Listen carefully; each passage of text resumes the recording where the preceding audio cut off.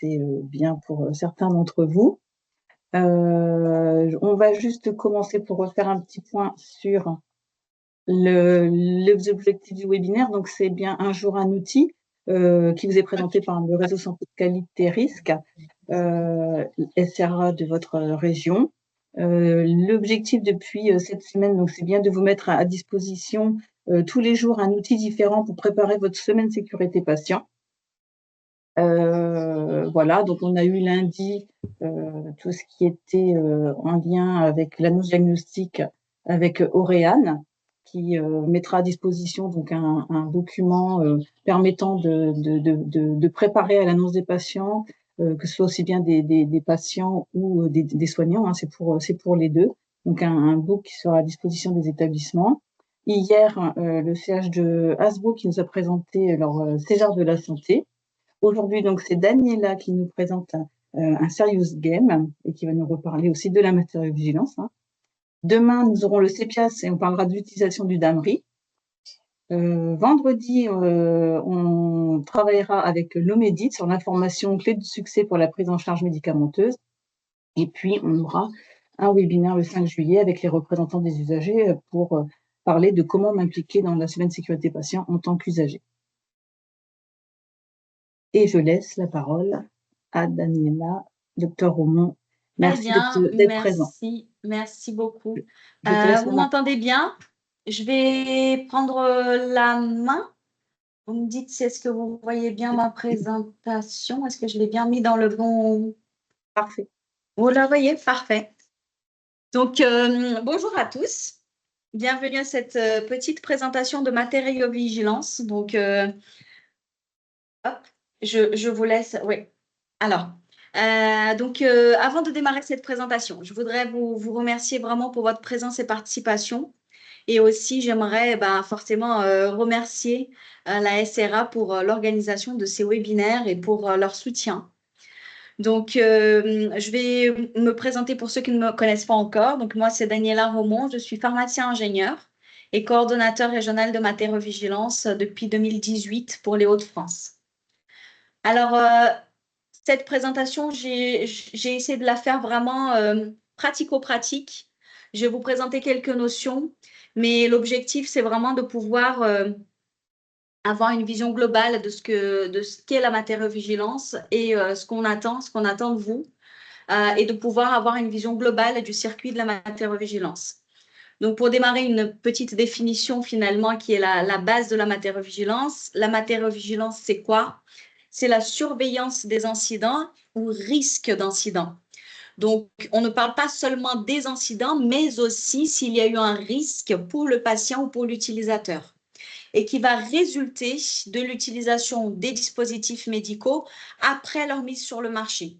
Ça, c'est très important puisque tout ce qui va concerner avant la mise sur le marché, les tests, la conception du dispositif en lui-même, ça ne relève pas de la matériovigilance. C'est une fois que le dispositif il est sur le marché, une fois qu'on va l'utiliser sur les patients. Vous m'entendez, c'est bon? Ah, j'ai entendu quelqu'un parler, pardon. C'est bon, donc, c'est un micro qui n'était pas coupé, mais c'est bon. C'est vraiment de surveiller ces incidents et risques d'incidents après la mise sur le marché des dispositifs médicaux.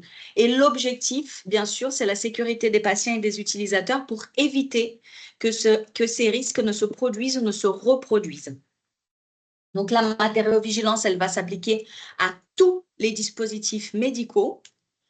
Donc, que ce soit les consommables à usage unique ou réutilisables, comme par exemple des compresses, des pansements, les implants passifs et leurs accessoires, comme les implants mammaires, les prothèses de hanche, mais on parle aussi des implants actifs, c'est-à-dire un implant qui va fonctionner avec une énergie autre que celle fournie par le corps, avec une batterie, des piles, comme les défibrillateurs implantables et les accessoires.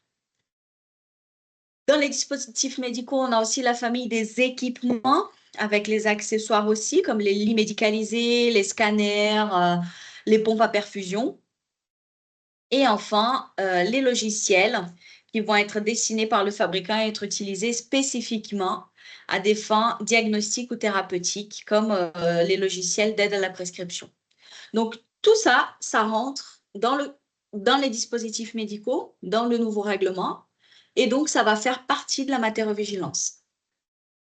Alors, maintenant, je vais vous expliquer finalement ce qui ne va pas relever de la matériovigilance. Donc, selon le règlement, donc là, c'est la théorie, le nouveau règlement qui est sorti en 2017 et qui est applicable depuis 2022. Ce règlement, il ne régit pas les dispositifs de diagnostic in vitro, c'est de la réactovigilance. Les médicaments de thérapie innovante, c'est de la pharmacovigilance. Tout ce qui est sang humain, les produits sanguins, le plasma, les cellules sanguines d'origine humaine, c'est de l'hémovigilance.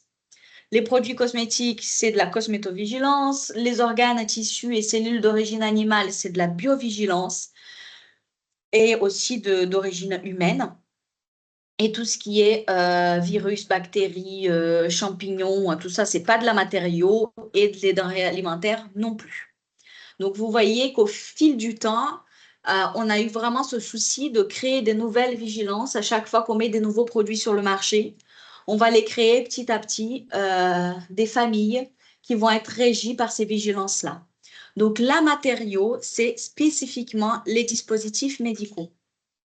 À ça, moi, je rajoute dans la pratique, ce qui ne va pas relever de la matériovigilance, ce sont les pannes, s'il y a des sécurités qui ont été prévues par le constructeur et qui ont fonctionné. Donc, il y a une alarme qui a sonné, c'était prévu, cette alarme, on a réglé le problème. Ce n'est pas de la matériovigilance, plutôt de la maintenance. Tout ce qui est insatisfaction dans l'utilisation dès lors qu'elle n'est pas liée à des problèmes de sécurité. Donc, si avant, on avait un marché avec un dispositif médical qui était facile d'utilisation, là, il faut une étape de plus, ou alors on a du mal à l'ouvrir. Tant qu'il n'y a pas de mise en jeu de la sécurité du patient ou de l'utilisateur, ce n'est pas de la matériovigilance. Et enfin, tout ce qui concerne le cadre des essais cliniques, c'est-à-dire que ça vient avant la mise sur le marché du dispositif médical, ce n'est pas de la matériovigilance. Donc ça, je vous ai donné vraiment les définitions un petit peu de base de la matériovigilance. Maintenant, j'aimerais vous parler du circuit. Qu'est-ce qui se passe quand vous faites une déclaration de matériovigilance? Qu'est-ce qu'on va en faire? Donc, en fait, on va avoir 3 strates. La première strate, qu'on appelle le local. Donc, c'est vraiment les fondations de la matériovigilance, finalement, parce que c'est grâce aux utilisateurs et aux tiers qui vont déclarer les problèmes qu'ils rencontrent sur le terrain qu'on pourra, nous, faire des actions. Donc, l'utilisateur, lui, il a été confronté à un incident avec un dispositif médical. Première chose, ça va être de le signaler, l'incident ou le risque d'incident, au niveau du correspondant local. Donc ça, c'est très important à savoir. Chaque établissement de santé a l'obligation d'avoir nommé un correspondant local de matériovigilance. Et donc, on va avoir une cellule de matériovigilance et c'est très important quand on travaille dans les établissements de santé de pouvoir centraliser tous ces signalements au niveau du correspondant local. Donc, le correspondant local, lui, il va recevoir cet FEI et il va l'analyser. Alors, est-ce qu'il manque des éléments? Est-ce que le dispositif a bien été conservé? Est-ce qu'il y a d'autres lots qui sont concernés? Il va évaluer aussi les autres services, parce que finalement, est-ce que dans les autres services, ça se passe bien? Il va décider de mettre ou pas des mesures conservatoires. Est-ce qu'il faut faire un retrait, un rappel de l'eau? Il va regarder s'il y a des mesures, des actions correctives à mettre en place. Il va expertiser toute cette FEI et il va décider de faire soit le circuit vraiment matériovigilance, c'est-à-dire qu'il va prendre la décision de déclarer cet incident au niveau national, au niveau de l'ANSM. Donc, pour ça, il va déclarer soit via un CERFA, soit directement en ligne avec le portail de signalement. L'ANSM, elle va recevoir la déclaration du correspondant local. Elle va d'abord prioriser. Est-ce que c'est très grave? Dans ce cas, on a 24 heures pour traiter l'incident. Si ce n'est pas un risque très grave, on a 48 heures. Donc, ce n'est pas non plus des délais.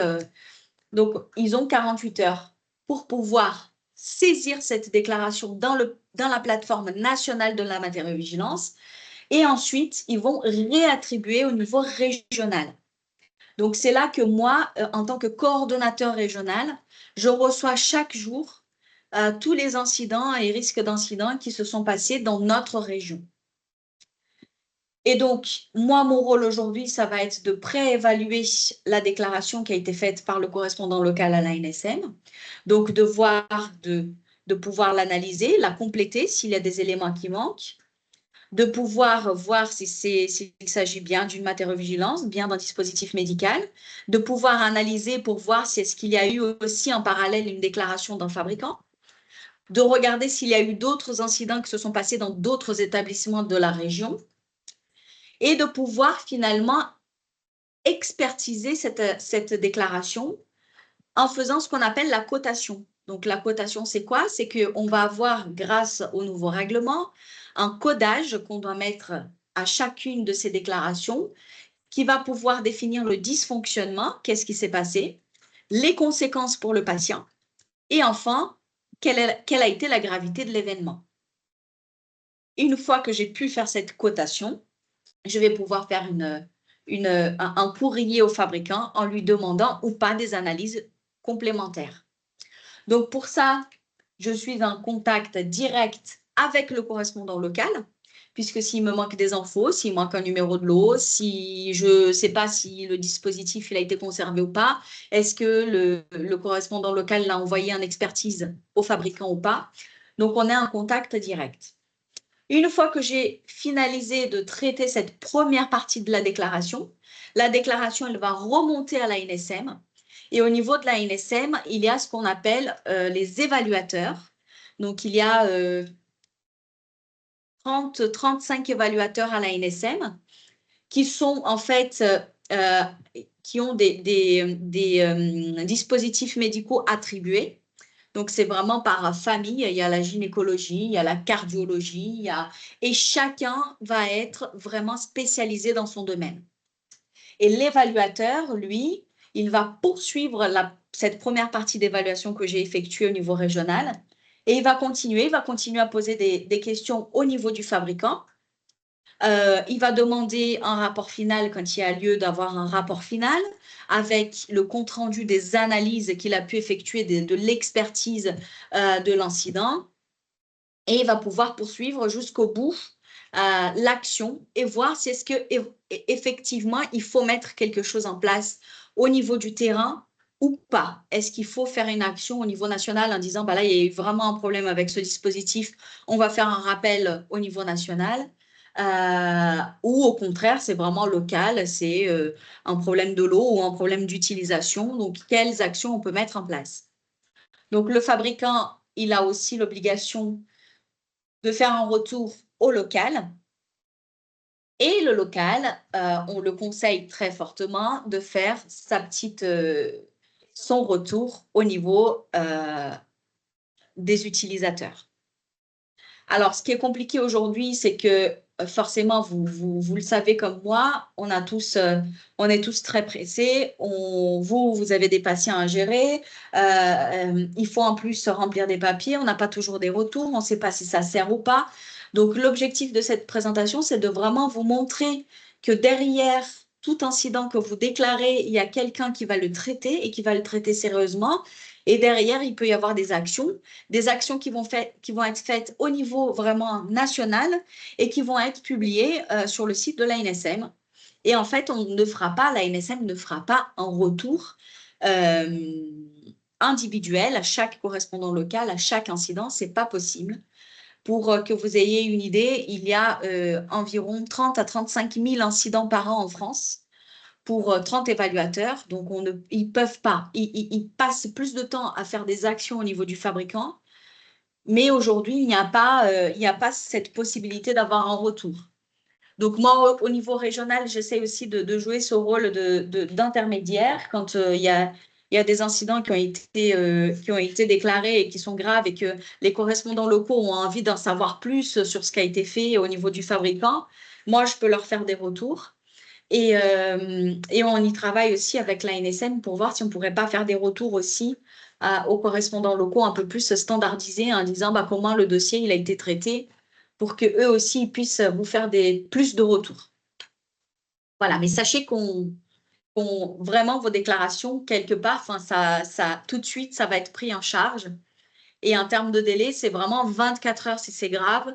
48 heures, j'ai 48 heures pour les traiter quand c'est non grave. Et ensuite, par contre, le fabricant, lui, il a cette amplitude qui est un peu plus grande. Les incidents graves, il a 7 jours pour les expertiser. Et ça peut aller jusqu'à 60 jours. Donc, c'est là le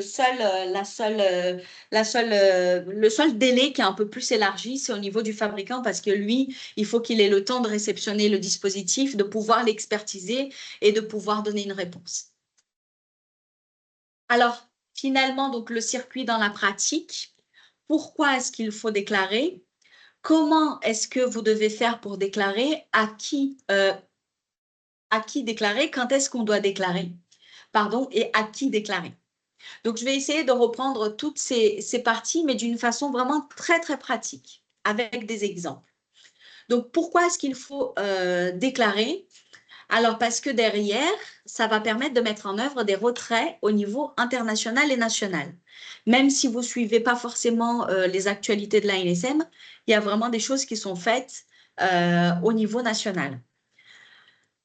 Ça va permettre aussi de faire des retraits au niveau local suite à des problèmes de qualité ou en cas de dispositifs médicaux qui ne sont pas adaptés aux pratiques. Ça va permettre de modifier la conception ou l'utilisation d'un dispositif médical par le fabricant. Donc ça, c'est très important parce que l'objectif même de la matériovigilance, c'est quand vous déclarez quelque chose, c'est pour éviter, c'est pour qu'on puisse avoir cette notion de prévention pour que dans les autres établissements qui ont les mêmes dispositifs que vous, ça n'arrive pas. Et on n'a pas besoin d'avoir 50 déclarations pour dire qu'un dispositif ne marche pas pour faire une action. Parfois, il suffit d'une seule déclaration pour qu'on puisse engager une procédure, une action, une vraie action au niveau du fabricant. J'ai eu ce cas l'année dernière avec un chirurgien. Donc là, encore une fois, d'où l'importance de sensibiliser les utilisateurs, puisque le chirurgien, il n'est pas passé par le correspondant local. Il a fait une déclaration directement à l'ANSM, ce qui est possible. Mais du coup, on a un peu court-circuité le correspondant local. Et c'était un chirurgien qui avait posé une prothèse de genou. Et cette prothèse de genou, dans sa déclaration, il me disait, voilà, je ne comprends pas, j'ai tout bien fait, ça fait des années que je pose des prothèses de genou. Et là, le patient, il est revenu 18 mois après. Et impossible, il ne pouvait plus marcher, mais j'ai fait des radios, j'ai fait tous les examens possibles et ce n'était pas détectable. Donc, j'ai fini par réopérer le patient. Et puis, en le réopérant, j'ai vu que, en fait, la prothèse, la partie lisse en métal, n'adhérait pas au ciment. Donc, du coup, il y avait c'était plus consolidé du tout, mais on ne le voyait pas sur la radio. Et donc, j'ai dû réopérer le patient 18 mois après. Donc, moi, cette déclaration, ça m'a interpellée. J'ai rappelé personnellement le chirurgien pour en discuter avec lui. Et j'ai dit, mais je ne comprends pas comment c'est possible que ça vous arrive comme ça. Pour moi, il fallait qu'il m'explique plus le contexte. Donc, il m'a expliqué que c'était un nouveau modèle de prothèse qui était sur le marché et que, en fait, ça faisait même pas un an qu'il avait commencé à utiliser ce modèle-là et que c'était déjà le 13e patient qu'il opérait pour ça. Alors, moi, j'ai dit, mais attendez. C'est le 13e patient où vous avez un problème et vous attendez le 13e patient pour nous le dire. Enfin, c'est quand même… Ah oui, mais vous comprenez, en termes d'assurance, tout ça, j'ai des obligations de déclarer. Donc, bon, je me suis dit qu'il fallait quand même que je le déclare. J'ai dit, bon, maintenant que je le sais, il va falloir faire les 13 déclarations parce que là, il y a un souci avec cette prothèse, surtout si vous me dites que vous avez l'habitude de poser des prothèses. Ah oui, mais moi, la paperasse, tout ça, c'est pas moi, donc débrouillez-vous. J'ai dit, mais vous avez un correspondant local. Ah bon, bon, ok, donc on partait vraiment de loin. Donc moi, j'ai dû contacter le correspondant local pour lui expliquer cette problématique. Donc le correspondant local et moi, on a fait les 13 déclarations. Et tout de suite après, même pas 24 heures après, le fabricant m'a appelé, mais c'est quoi ce bazar? Qu'est-ce qui se passe? Ils ne savent pas poser les prothèses, c'est quoi? J'ai dit non, non, attendez, prenez le temps d'expertiser, c'est pas normal. 13 patients qui reviennent au bout de même pas un an pour se faire réopérer. Et puis, même pas un mois après, en fait, ils se sont rendus compte, le fabricant Johnson Johnson, que la prothèse, cette nouvelle prothèse qui était d'une nouvelle génération, elle était trop lisse. Et ça a empêché, quel que soit le ciment, qui s'accroche. Et donc, ils ont dû faire une action immédiate. Ils ont mis des rainures au niveau de cette partie métallique. Ils ont fait des tests pour voir que le ciment il s'accrochait bien. On a fait un rappel de l'eau sur toute la France et ils ont remis, après tous les tests, la nouvelle version de cette prothèse sur le marché. Donc, vous voyez, avec un simple signalement qui était même, j'ai envie de dire, un peu un hasard, parce que j'ai l'impression qu'il l'a fait parce que c'était des obligations de je ne sais quoi, mais on a réussi quand même à éviter que ça continue et que ça se poursuive dans les autres établissements. Donc ça, pour moi, c'est essentiel dans la déclaration. On n'est pas là pour faire la police et pour vous dire que vous avez mal utilisé ou que c'est pas comme ci, c'est pas comme ça. On est là pour essayer de faire des actions et de voir avec le fabricant si c'est vraiment adapté à l'utilisation, est-ce que c'est adapté au patient. Et enfin, la dernière partie de pourquoi déclarer, c'est parce que aussi, ça va vous permettre d'identifier des mésusages. Oui, on constate aujourd'hui, et moi, avec l'analyse des déclarations que j'ai aujourd'hui, qu'il y a entre 40 et 50% des déclarations que je reçois où ce n'est pas un dysfonctionnement du dispositif en lui-même, mais c'est un problème d'utilisation. Et là-dessus, je pense que c'est très important de pouvoir faire des actions. Donc, le correspondant local, c'est lui qui prend la décision de déclarer ou pas au niveau de la NSM.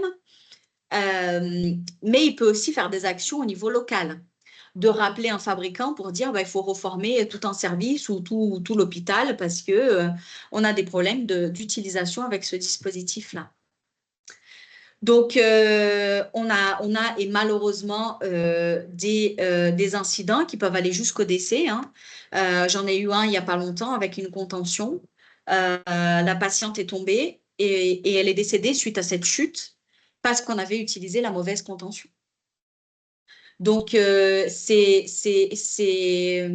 vraiment très important. Et alors, je fais la part des choses parce que moi, mon rôle, c'est vraiment la matériovigilance, c'est de faire des actions au niveau du fabricant, mais je suis tout aussi sensibilisée à ce que les dispositifs ils soient bien utilisés au niveau des services. Parce que c'est en utilisant bien les dispositifs qu'on va éviter d'avoir des dysfonctionnements ou de la mauvaise utilisation. Alors, on poursuit. Donc, qui est-ce qui doit déclarer? Toute personne, fabricant, utilisateur ou tiers qui a eu connaissance d'un incident. Donc ça, c'est très important aussi parce que on est toujours dans cette optique de attention, j'ai pas envie de déclarer parce qu'au final, je ne sais pas si je l'ai bien utilisé ou pas. Est-ce que je vais pas avoir des représailles derrière, des sanctions?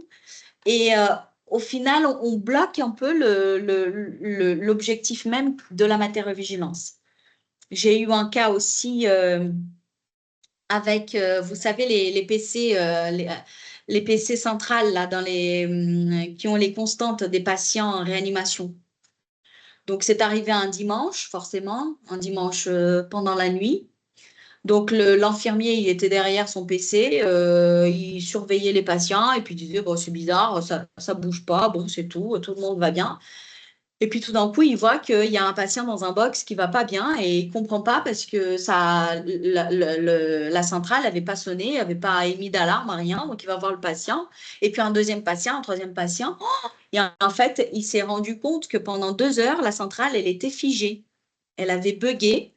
Et du coup, il était là, il pensait surveiller, mais il n'y avait rien qui se passait. Donc, pendant toute la nuit, ça a été un peu la course pour pouvoir être vigilant et vérifier que tous les patients allaient bien, sachant qu'il n'avait pas sa centrale. Donc, le lundi même, on a appelé le biomédical, le fabricant, qu'est-ce qui s'est passé, analyse, on revoit tout, c'est peut-être un problème logiciel. Et là, qu'est-ce qu'on a découvert? L'infirmier, pendant la nuit, avait voulu charger son téléphone, son iPhone. Et donc, il a branché son iPhone sur la centrale, la tour là, qui relie le PC. Et ben en fait, c'est ça. Le fabricant a expliqué que c'était pas possible de faire ça parce que quand on fait ça, on bug le système. Alors, qui déclare? Donc l'infirmier, il n'a pas voulu déclarer parce qu'il s'est dit, oulala, là là, j'ai fait une faute grave. La cadre de santé m'a dit, non, non, moi je ne déclare pas, j'étais pas là. Le biomédical, oulala, oulala, oulala, déclaré, mais comment, quoi, qu'est-ce? J'ai dit, non, mais attendez. Là, on a un vrai souci, c'est que ces PC là, ces centrales, elles y sont partout. Partout dans les hôpitaux où on a une réa, on a une centrale. Ces PC-là, ils ont une tour, ils ont tous une tour, ils ont tous un port USB. Les gens, ils ne peuvent pas savoir que c'est interdit de le brancher. Si on a un port, ben, c'est pas écrit interdit de brancher. Donc, il faut faire une action au niveau du fabricant. Et c'est ce qui a été fait pour pouvoir, en fait, condamner ces ports USB-là. Donc, même si ce n'est pas la personne qui a vécu l'incident, c'est important qu'il y ait quelqu'un qui déclare. Parce que sinon, on continue à avoir des incidents. Alors, qu'est-ce qu'il faut déclarer? Donc, vous, en tant que soignant, le message que j'ai à passer, c'est qu'il faut déclarer tous les incidents qui ont une conséquence pour le patient, mais aussi tout risque potentiel. Bon, là, je n'ai pas eu l'incident parce que je suis un infirmier qui a de l'expérience et j'ai su faire en sorte qu'il n'y ait pas d'incident. Mais si ça avait été un novice, est-ce que dans ce cas, il faut le déclarer? C'est vraiment important que le personnel puisse tout déclarer via la cellule de matériovigilance. Et ensuite, c'est le travail du correspondant local d'analyser et de voir est-ce que c'est un mésusage, est-ce que c'est pas un mésusage, est-ce qu'il faut déclarer à l'ANSM, j'envoie au fabricant pour expertise. Vous, votre rôle, c'est juste de déclarer. Parce que tant qu'il n'y a pas de déclaration ou peu de déclaration, ben, en fait, on se dit tout va bien, il n'y a pas de problème. Donc, d'un point de vue un peu plus théorique, en cas de non-déclaration, je trouve que c'est important quand même de le savoir. Le fait pour le fabricant, l'importateur ou le distributeur d'un dispositif qui a eu connaissance d'un incident ou d'un risque d'incident, qui a mis en cause un dispositif médical, qui a entraîné ou qui a été susceptible d'entraîner la mort ou la dégradation grave de l'état de santé d'un patient, d'un utilisateur ou d'un tiers, de s'abstenir de signaler à l'ANSM, est puni de 3 ans d'emprisonnement et de 45 000 € d'amende. Donc, c'est quand même pas rien. Ça, c'est pour le fabricant, mais c'est aussi valable pour les professionnels de santé.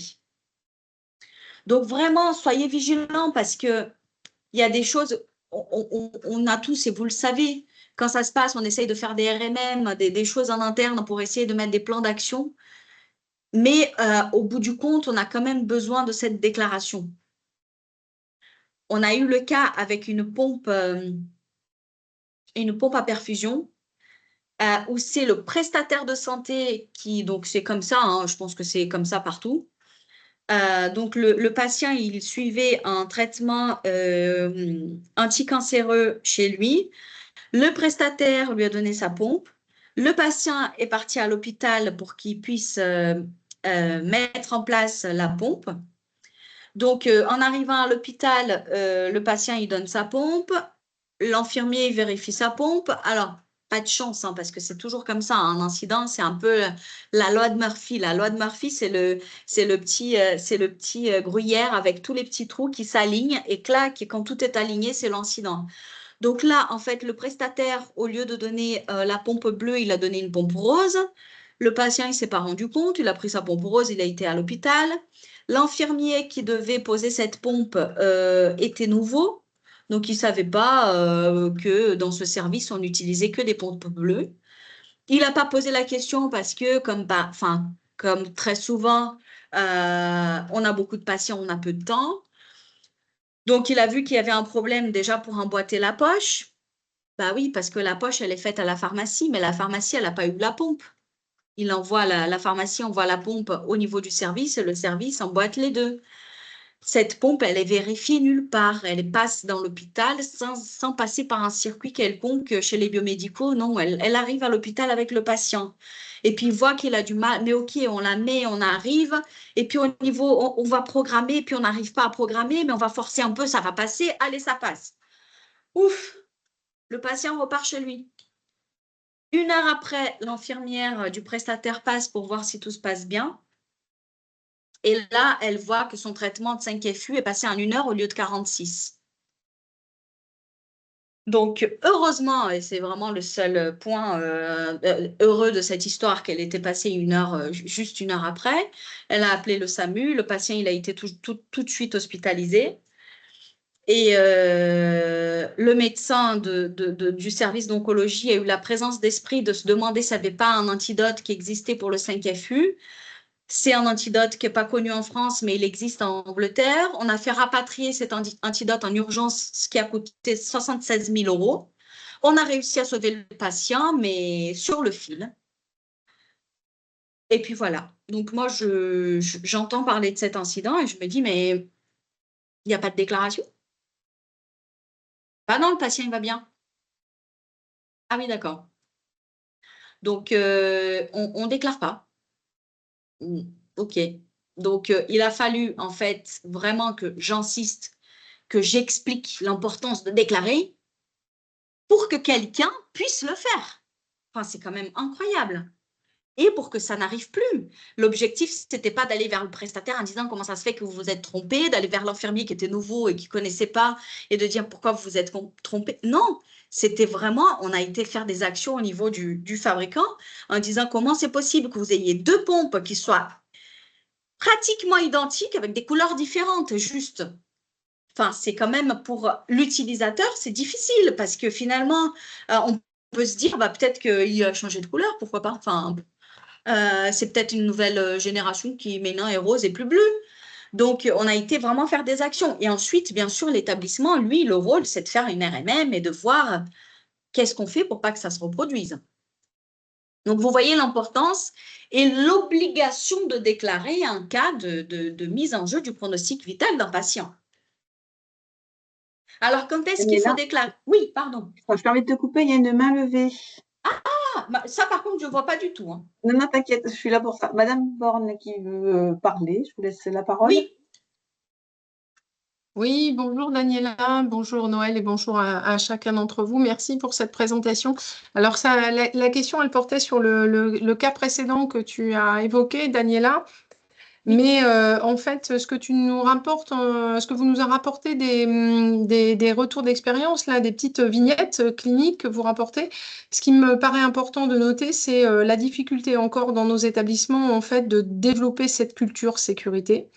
Et la question aussi de se dire à un moment donné, on n'est pas obligé de déclarer quand le patient est décédé, mais que les presque accidents, hein, c'est vraiment important. Et je pense qu'il faut qu'on reprenne aussi ces termes dans le cadre de la culture sécurité, c'est de déclarer aussi les presque accidents pour qu'on continue en fait de s'améliorer sur cette démarche et qu'on rassure les professionnels aussi sur la question de la non-sanction. Ça, c'est la première chose que moi, je retiens des petites vignettes. La question qui revenait sur un des cas précédents, notamment sur l'incident qu'il y a eu sur la centrale de surveillance. Oui. Le fait que les fournisseurs mettent des clés USB, en tous les cas des ports USB, sur les équipements et sur les matériels, ont un intérêt et ont un sens. C'est de permettre en fait la sauvegarde des données que contiennent le matériel, notamment. Et je le dis plus volontiers parce qu'en cas de cyberattaque, puisque le chat a été victime d'une cyberattaque, c'est des éléments importants de sauvegarde et ça rentre dans le cadre de la PCA. Donc, le fait de retirer en fait la prise USB, la question que je voulais poser à Daniela, c'est est-ce que vous avez analysé ce risque? Parce que bon, c'est facile, ok, on la retire, mais est-ce qu'on a analysé le risque parallèle que ça peut déclencher? Parce que des fois, voilà, on oublie d'analyser l'intégralité en fait de la chaîne des risques, hein. On met quelque chose en place et on se Oui, dit super, on a réglé le problème, sauf que derrière, on a créé un nouveau risque ou une nouvelle incidence potentielle. Et par ailleurs, je voudrais savoir si le fournisseur a bien remis une information ou si les établissements ont été prévenus de remettre une petite information, une petite étiquette, de surtout ne brancher aucune charge sur ces matériels. Merci Daniela pour ta réponse. merci. Alors, effectivement, au niveau de ces PC, en fait, ils n'ont pas retiré les ports, mais ils ont mis un cache pour dissuader les charges comme ça de téléphone. Et une précision sur la notice. D'accord, Donc, mais Daniela, personne ne est-ce que lit les c'est, notices. voilà, est-ce que Daniela, c'est personne ne lit satisfaisant? les Est-ce que notices à c'est part assez? toi. À Pardon? part toi, il n'y a personne qui lit les notices et à part les Oui, correspondants locaux. Et donc, ça serait bien un petit visuel, même qui soit fait par le CRMV, hein, mais un petit visuel qui soit mis à disposition des correspondants locaux et des biomèdes pour redire, en fait, parce que c'est arrivé sur la centrale, mais ça peut arriver sur d'autres équipements spécifiques. C'est que quand il y a un port USB, en fait, sur une machine ou sur un équipement, ce port n'a pas vocation en fait à servir de tout à recharge fait. pour d'autres matériels parce qu'il pourrait y avoir d'incidents sur d'autres matériels, pas Tout à seulement fait. sur la centrale. Ah oui, complètement. Mais oui, oui, c'est très pertinent. C'est quelque chose qu'il faut que j'en discute et que je propose, pourquoi pas au niveau vraiment régional, voire plus loin, hein, de proposer une étiquette et que les correspondants locaux se proposent d'aller distribuer ces étiquettes-là. Parce que, à part ça, non, effectivement, les utilisateurs vont pas lire les notices, on est d'accord. Merci beaucoup, je prends note. Alors, je poursuis donc du coup, quand est-ce qu'on va déclarer? Donc, vous, quand est-ce que vous allez déclarer? Le plus rapidement possible.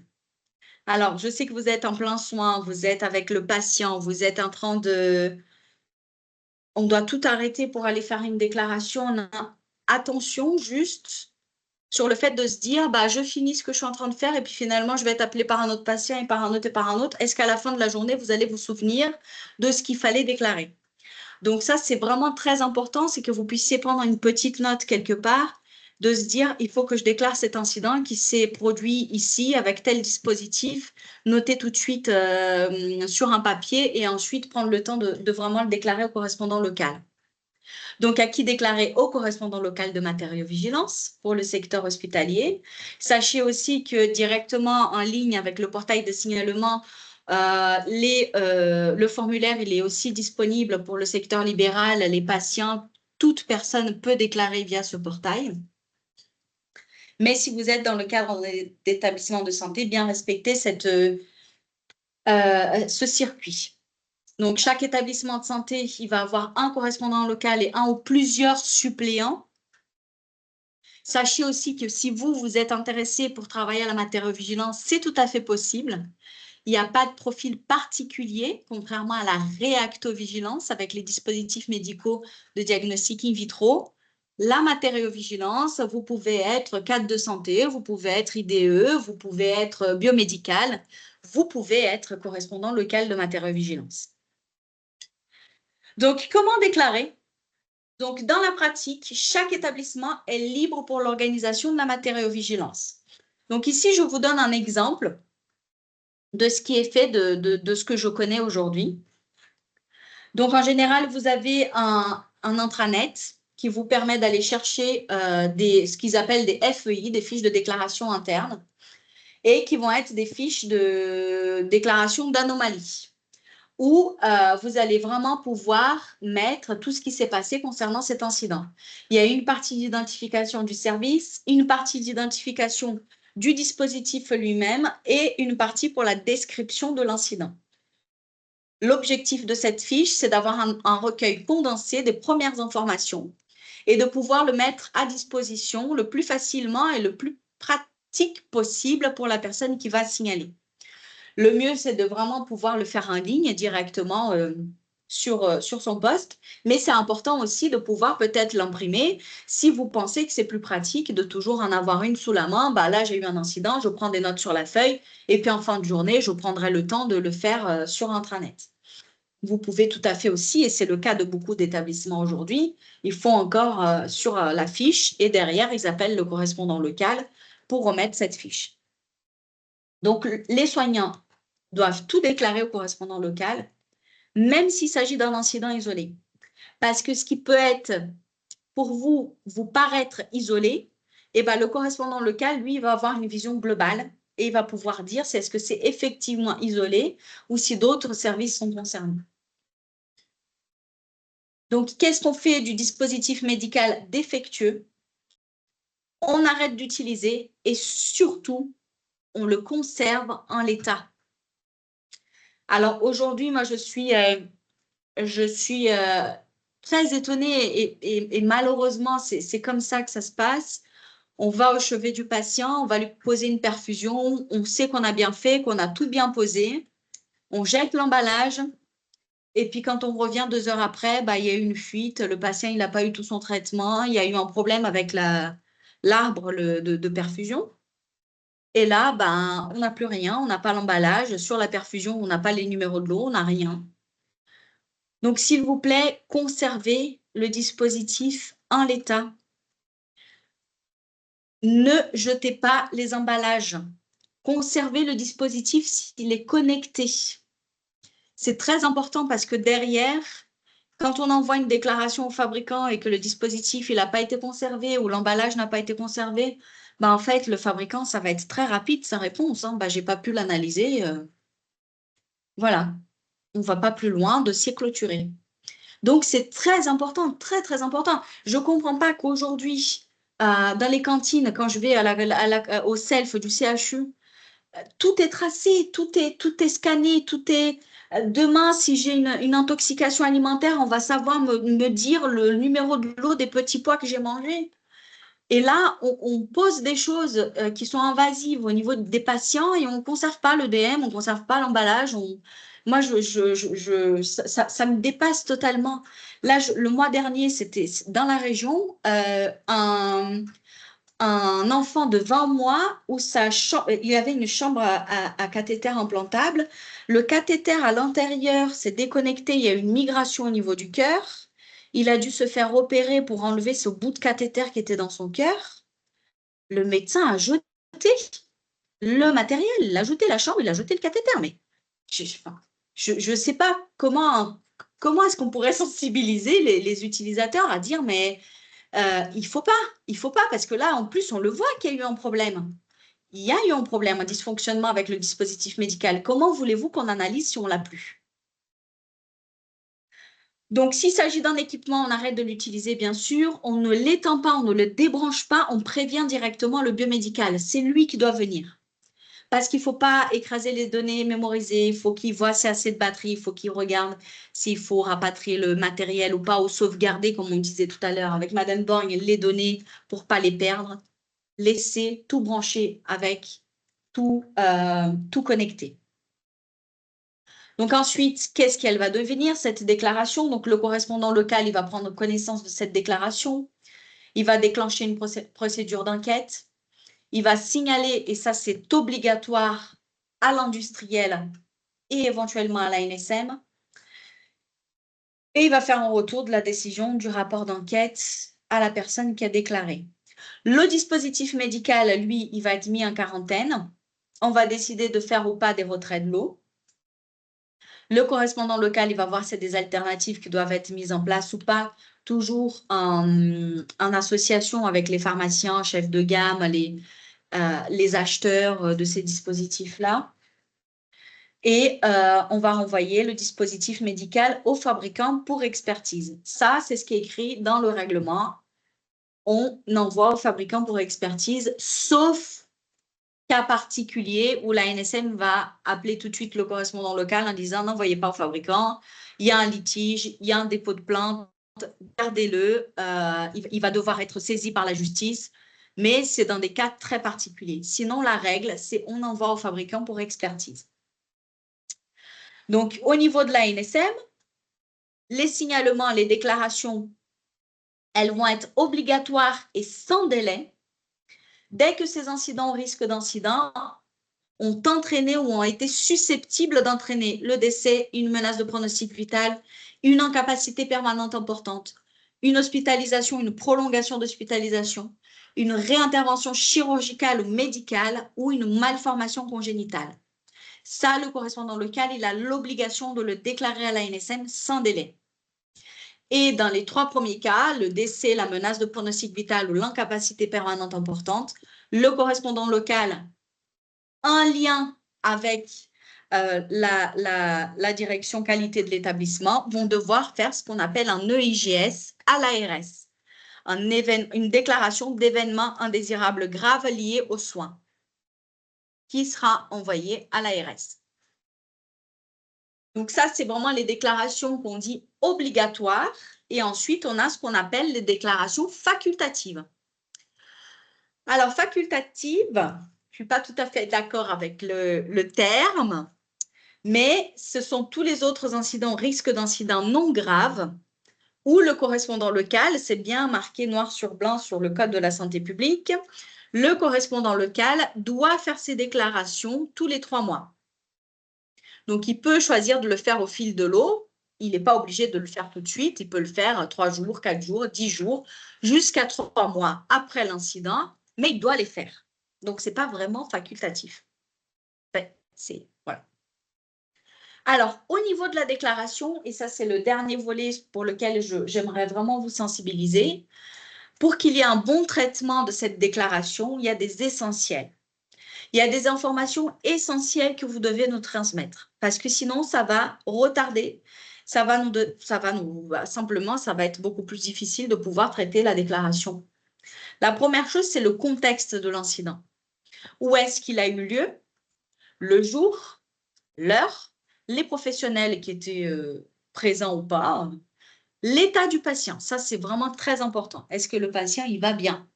On veut tout de suite savoir ce qu'il en est pour le patient et les actes qui étaient pratiqués. En fait, plus vous nous donnerez d'informations, mieux on pourra l'analyser. Parce que c'est compliqué, vous décrivez quelque chose, le correspondant, lui, il déclare ce que vous avez dit. Moi, je dois lire ce que le correspondant local a écrit sur ce que vous avez dit. Donc, en fait, il ne faut pas que ça fasse un téléphone arabe. Il faut vraiment que ça soit hyper précis et le maximum d'informations. Ensuite, dans les essentiels, nous avons… Mince, attendez. Alors, nous avons la description de l'incident.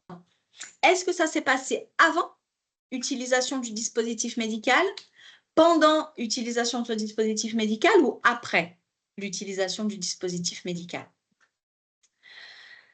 La description de l'incident, s'il s'agit des équipements, attention de bien préciser si est-ce qu'il y avait une programmation, le niveau de batterie, est-ce qu'il y a une alarme qui s'est déclenchée, la date de mise en service du matériel, la date de la dernière maintenance, la version du logiciel s'il y en a une. Donc, toutes ces infos-là, si vous ne les avez pas, le biomédical, lui, il les a.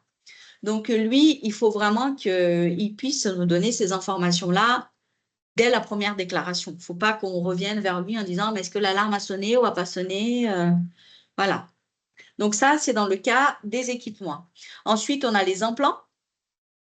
Ce qui est très important avec les implants, c'est de pouvoir donner les dates d'implantation et d'explantation. Parce que forcément, la dernière fois, j'ai traité une déclaration d'un retrait de prothèse mammaire pour une implantation de 1985. Donc, forcément, je pense qu'au bout de toutes ces années, 85, ça doit faire quoi, 38, 39 ans, au bout d'un moment, le dispositif médical, il n'est pas éternel. Par contre, quand j'ai des déclarations de prothèses mammaires et que ça fait même pas 1 an qu'elles ont été posées ou qu'il y a eu de l'eczéma sur la peau ou qu'il y a eu une biopsie qui a dû être faite parce qu'il y a eu quelque chose de… Là, on ne traite pas de la même façon. Donc, c'est important d'avoir ces 2 dates-là. Ensuite, pour les dispositifs impliqués, il nous faut impérativement la référence et le numéro de lot de série et le fabricant. Ça, c'est impératif. Sans ça, on ne peut pas faire grand-chose. Les conséquences cliniques constatées ou le risque des conséquences pour le patient est aussi précisé, c'est ce que le dispositif médical a été conservé ou non. Et surtout, s'il y a des éléments qui sont inconnus, n'oubliez pas de mettre inconnu, NA, RAS, NC, ce que vous voulez, mais ne laissez pas des cases vides parce que du coup, ça pose toujours le doute. On a toujours le doute de se dire, est-ce que en fait la personne elle a oublié de renseigner ou est-ce qu'elle le savait pas ou est-ce que il y avait plus, elle n'avait pas l'information. Donc au moins comme ça, on a le maximum d'informations. Ça vous évite que le correspondant local vous rappelle et moi ça m'évite de rappeler le correspondant local qui n'a pas mis toutes les informations. J'espère que ça a été clair. Est-ce qu'il y a des questions jusque-là?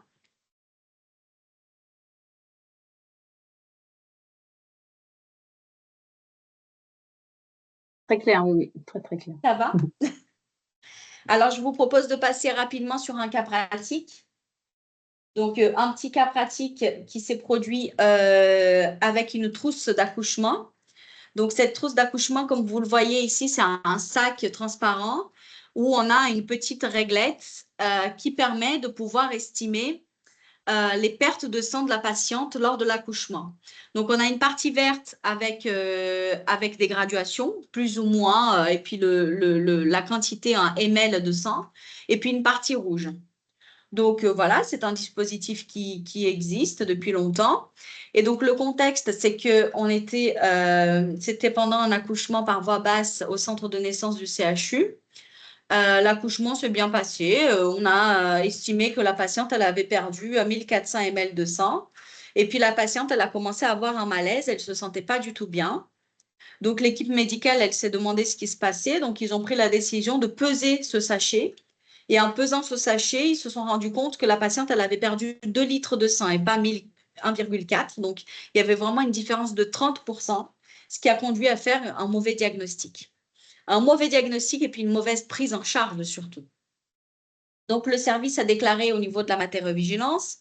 La matérovigilance tout de suite a averti l'ANSM et le fabricant. Et suite à cette déclaration, il y a eu une information de sécurité qui a été publiée tout de suite sur le site de l'ANSM. Donc, sur le site de l'ANSM, il y a eu cette alerte sur cet incident. Donc, le fabricant Medline disait que attention, professionnels de santé, sur ces poches de recueil qui ne sont pas des dispositifs de mesure. Elles fournissent une indication sur les pertes de liquide du patient et, par contre, en vue d'obtenir une lecture précise, des balances étalonnées doivent être utilisées. Alors, déjà, première chose, c'est un dispositif de classe 1. Donc, pas d'obligation de notice. Donc là, il n'y avait même pas de notice pour dire qu'il y avait des balances étalonnées qui devaient être utilisées. Donc, on ne peut pas le savoir si on ne le dit pas.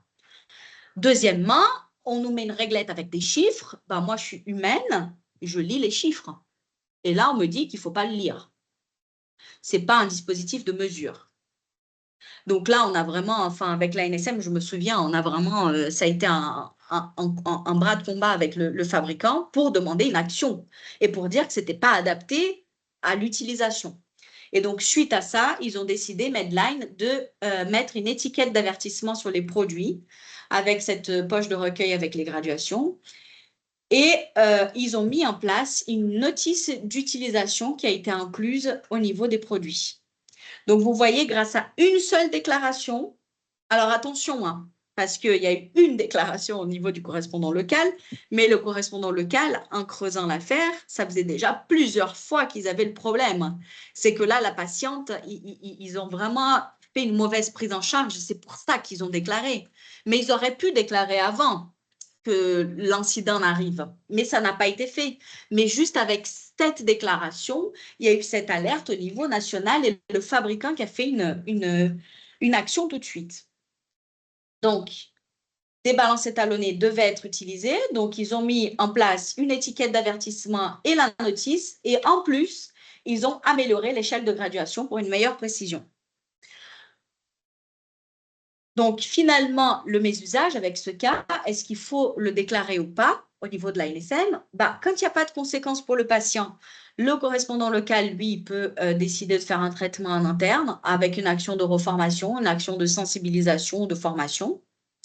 Et par contre, s'il y a une conséquence grave au patient, il faut le signaler au niveau de l'ANSM pour que le fabricant adapte les pratiques du dispositif.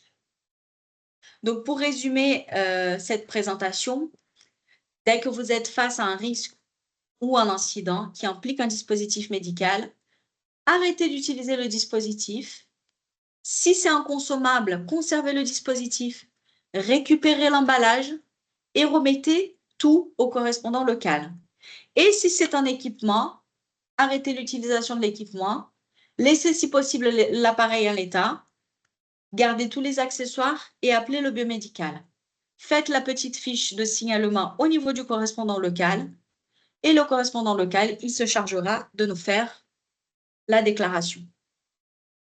J'espère que ça a été clair pour vous. Je ne sais pas si vous avez des questions ou si je peux juste vous présenter en 1 minute le petit outil qu'on vous met à disposition. Oui, Daniela, c'est très clair. Moi, j'aurais quand même 2 remarques par rapport à ce que tu dis. Que des fois, moi, je préfère dire à mes agents que je préfère qu'ils signalent ou en tout cas qu'ils me parlent d'un dysfonctionnement avec un matériel, quitte après on analyse et on voit que c'est un mésusage, plutôt Oui. qu'effectivement de passer à côté d'une déclaration. Et puis, alors des fois, effectivement, si elles font la déclaration sur la gestion des FEI de l'établissement, bon, ça peut effectivement donner un peu plus de travail, mais en tout cas, ça permet quand même de recenser, de cartographier les risques qui peuvent exister et de revoir sur quel dispositif les soignants sont pas bien formés. Et je repense à un dernier des événements que j'avais pu traiter où c'était le patient qui avait chuté du lève-malade. En fait, le harnais avait glissé du lève-malade, donc du coup, tout de suite, forcément, une déclaration de matériaux-vigilance pour laquelle, derrière, on se rend compte que c'est pas du tout de la matériaux-vigilance, mais un mésusage du harnais de levage. Voilà. Et on se rend compte que finalement, chaque service achète son lève-malade et que du coup, par contre, la blanchisserie, quand elle renvoie les harnais, les harnais arrivent comme ils peuvent en fonction des besoins des services. Et puis, on se retrouve avec des harnais qui sont pas, voilà. Et donc, le mésusage permet quand même derrière d'avoir des actions beaucoup plus importantes au niveau institutionnel. Donc, c'est pour ça que des fois, il vaut mieux quand même déclarer un mésusage.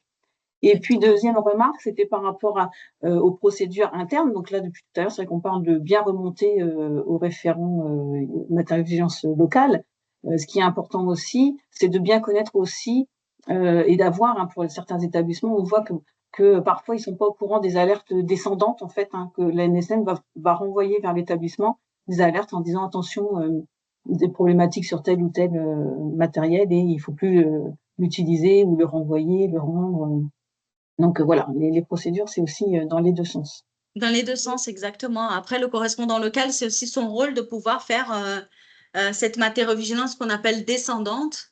Quand il va avoir des rappels de l'eau, tout ça, il y a toute une procédure aussi à mettre en place. Et au final, l'utilisateur, il finit par être au courant que, Voilà. tiens, j'avais déclaré sur ça, là, il est en train de rappeler tous les lots, c'est qu'effectivement, il y a une action, quoi. C'est quand même bien. C'est important aussi de faire des retours, du coup, aux équipes qui ont déclaré. Merci. Là, tu as l'Escape Game. Alors, juste donc un petit outil qu'on va vous mettre, qui est déjà à disposition depuis très, très peu de temps. Un petit escape game qu'on a réalisé sur le site de Présage, donc ici, juste à côté, au niveau de Clodurier. Donc, on l'a fait en vrai. Et en fait, ça a été tellement apprécié par les personnes qui l'ont fait qu'on a essayé de le mettre de façon virtuelle. Donc, cet escape game, vous allez pouvoir avoir accès et puis surtout pouvoir le demander à d'autres personnes de s'inscrire. Donc, c'est très simple. En fait, vous avez… alors, est-ce que vous voyez mon écran? Il charge. Mince. Alors…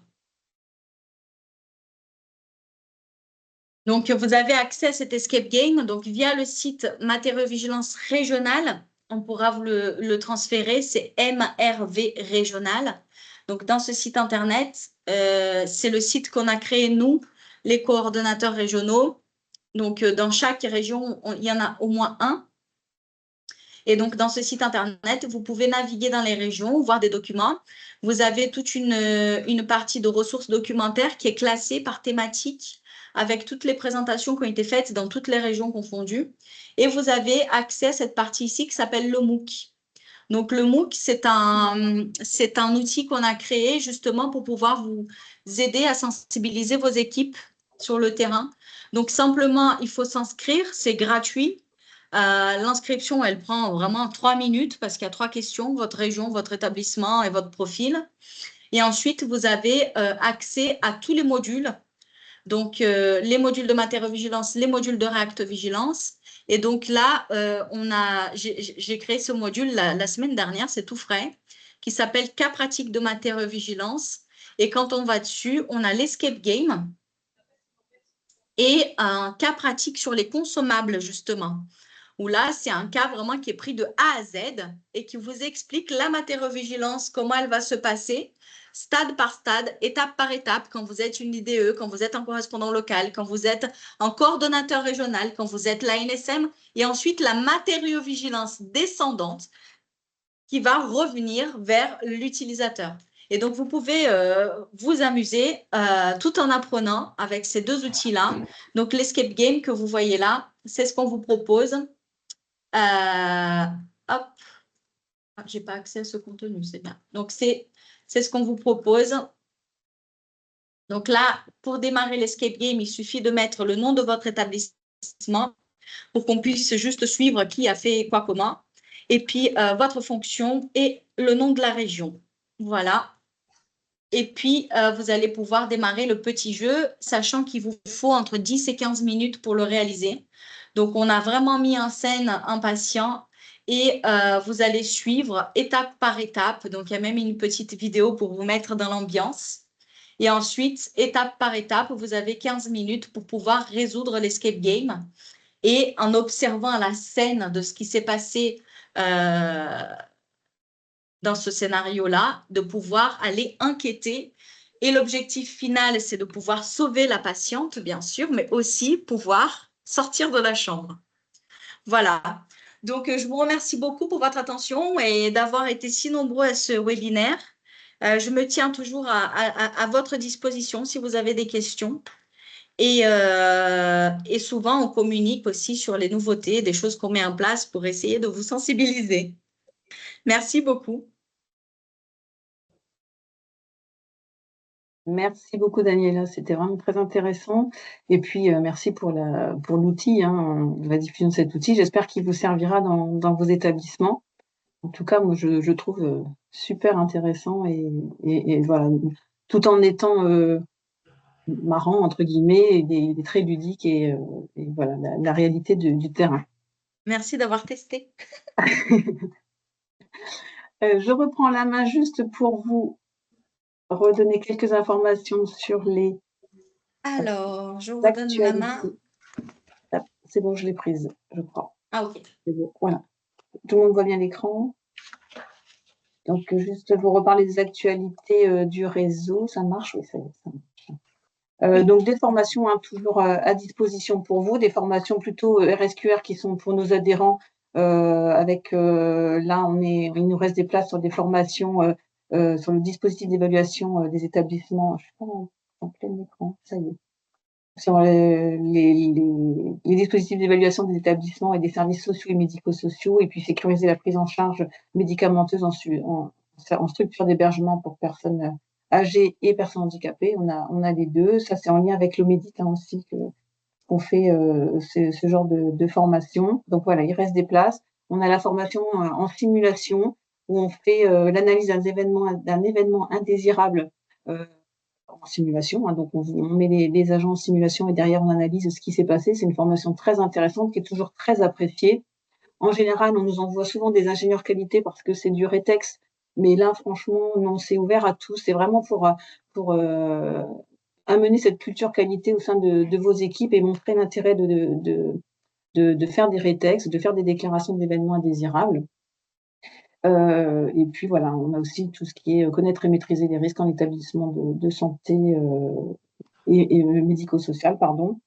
et puis des formations sur l'identité-vigilance. Donc, nos formations sont ouvertes à tout le monde. C'est pas que pour les ingénieurs qualité, c'est pas que pour les médecins, c'est pas que pour les paramédicaux, c'est vraiment tout le monde.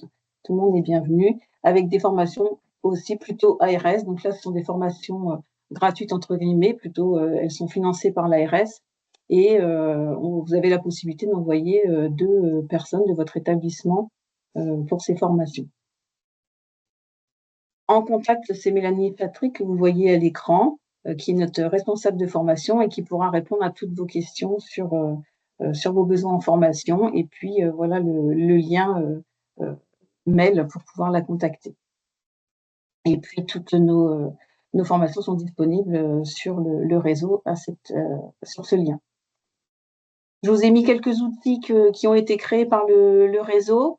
Ce sont des outils d'aide à l'analyse des événements indésirables graves, faits à partir de Geniali. Donc ça, c'est le lien vers le réseau. Et puis sinon, ce sont des Geniali qui vous permettent un petit peu de voir comment, je ressors du coup de mon écran, comment vous pouvez travailler autour des événements désirables. Donc ça, c'est un Geniali sur tout ce qui est comment je traite en 4 étapes mon événement désirable. Et donc, vous voyez à chaque fois, étape 1, étape 2, étape 3, comment je m'organise, comment je fais l'analyse, le plan d'action derrière. Vous en avez un autre qui est plutôt sur est-ce que c'est un EIV ou est-ce que c'est pas un EIV. Et donc là, vous suivez l'organigramme, en fait, pour vous aider à définir si c'est un aléa thérapeutique, si ce n'est pas un EIG, mais pour autant, j'analyse quand même en interne, ou si c'est un EIG, et là, je vais faire la déclaration sur le portail. Et puis, le petit dernier, c'est le quid des événements indésirables, où souvent, enfin, ça peut arriver, hein, on se pose la question en disant est-ce que c'est un EI lié aux soins ou pas lié aux soins? Est-ce que c'est un EPR? Est-ce que c'est un EIGS? Et là, du coup, hop, est-ce que ça s'ouvre? Non, ça s'ouvre, voilà. Et donc, à chaque fois, on vous redonne la petite définition sur la